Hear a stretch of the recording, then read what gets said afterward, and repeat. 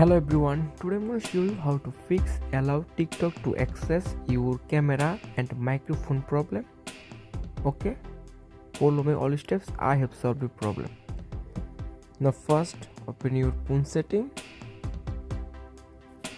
scroll down, tap on apps. Now search TikTok, tap on TikTok,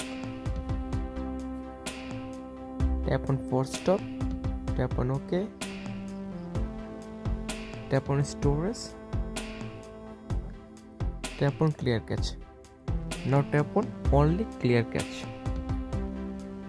Now tap on back option, tap on permission, and now allow all permission. Now tap on camera, tap on allow, tap on microphone, tap on allow.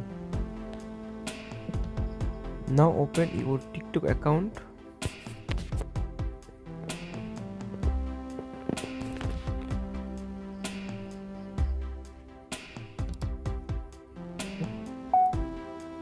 And finally, I have solved the problem. Subscribe if you like the video. Thank you so much.